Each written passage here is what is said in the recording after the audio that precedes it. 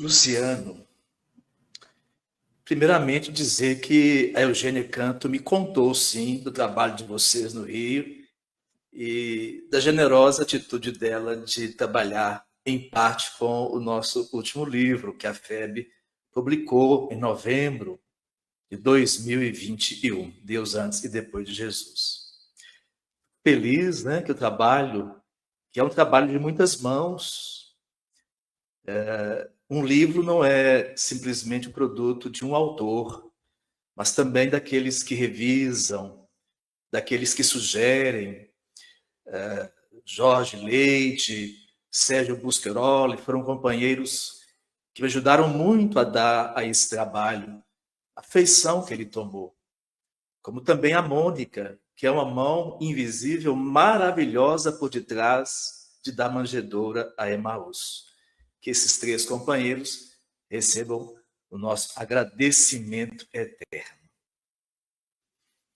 Quando Erasmo de Roterdã, no século XVI, pela primeira vez estuda um evangelho, procurando um texto grego, portanto, afastando-se das traduções latinas, sobretudo da de São Jerônimo, que é do começo do século V, nós desenvolvemos na Europa uma busca crítica para com o evangelho.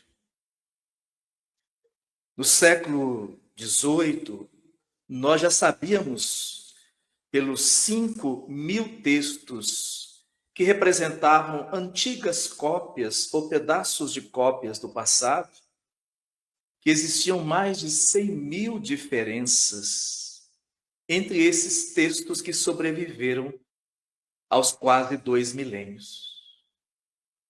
Recordando Paulo e Estevão, quantas vezes veremos Emmanuel narrar que companheiros ávidos de histórias sobre ou ensinos de Jesus procuravam copiar rapidamente os textos que inicialmente Mateus nos legou.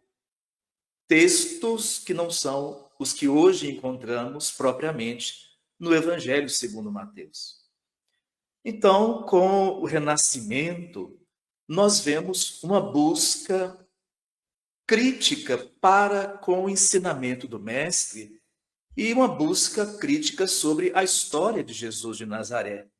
Jesus é o personagem mais estudado de todos os tempos. Milhares e milhares de rios de tintas já foram utilizados para tentar biografar e entender essa figura extraordinária que um dia iluminou aquelas colinas humildes de Belém, assentando-se como infante nas palhas da manjedoura. Quando chega o século XIX, Luciano, nós temos uma outra ferramenta agregando à compreensão do Jesus histórico e nos aproximando melhor dos ensinamentos de Jesus. É a arqueologia. Por exemplo, em 1960, alguma coisa, nós encontramos na Cesareia Marítima, lá nas margens do Mar Egeu, a cidade que Herodes o Grande construiu, um anel que aparece o nome, Pilatos. Naquela mesma década, nós encontramos uma placa em Cesareia que menciona uma homenagem de Pôncio Pilatos a Tibério César. Então, a arqueologia foi completando o que o criticismo da mente humana foi elaborando sobre Jesus.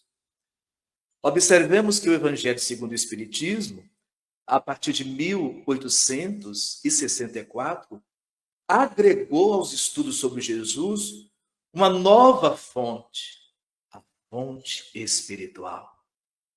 O pensamento dos espíritos nobres.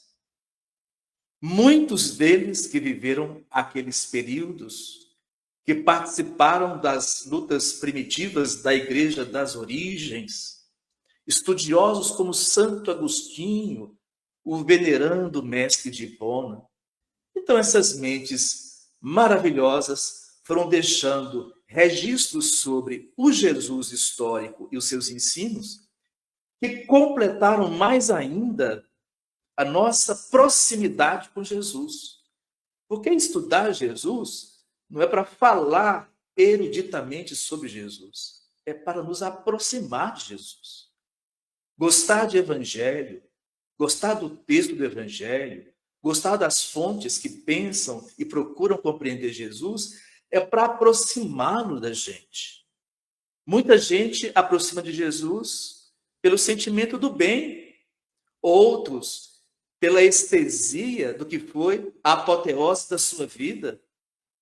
Mas tem aqueles mais rudezinhos como eu, que gostam muito de amar o mestre, entendendo o pensamento do mestre, para assim melhor nos aproximarmos dele. Aí entramos no século XX, e em 1937 vem Crônicas de Além-Túmulo. O que acontece? O nosso recém-desencarnado Humberto de Campos começa a usar a sua arte extraordinária de contar e faz um estudo sobre o encontro entre ele e Pedro. O encontro onde ele fala com Judas e vai trazendo ideias importantes, porque é em Crônicas de Além-Túmulo que os espíritos datam pela primeira vez o ano do nascimento de Jesus, como sendo o ano de 749 da fundação de Roma, e não de 754, como Dionísio o Pequeno imaginou. Então, adiantando o nascimento de Jesus cerca de 5 anos. Jesus nasceu no ano 5 antes da era cristã, em termos de calendário humano. Em 1941 vem Boa Nova. Uma deslumbrante volta ao passado. Nós vemos Humberto de Campos criando uma moldura. Parece que a gente entra na Palestina de Jesus. Parece que a gente caminha nas margens do lago. A gente vê as personagens tão caras a nós de um jeito nunca antes vistas. Pessoal, Allan Kardec chama João de São João, reverenciando a grandeza dessa potência dos tempos de Jesus, que foi o apóstolo João. Mas em A Boa Nova, João é João. Em Crônicas de Além-Túmulo, Jesus chama João, meu João. Vai criando uma proximidade entre leitor e o autor, e especialmente uma proximidade entre todos nós e o nosso querido Jesus da Galileia. Avançamos.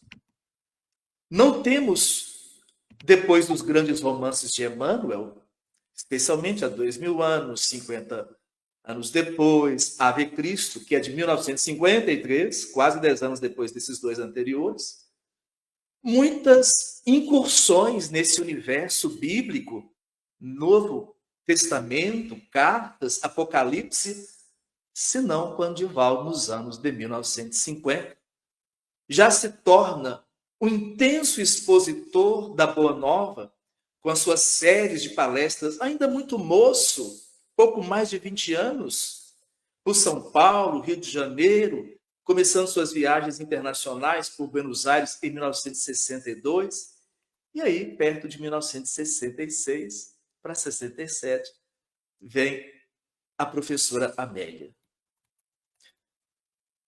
Amélia Rodrigues não é uma escritora, é uma beletrista. Porque o gênero de Humberto guarda muito do masculino. Ele poetiza, mas ele poetiza dentro de um classicismo.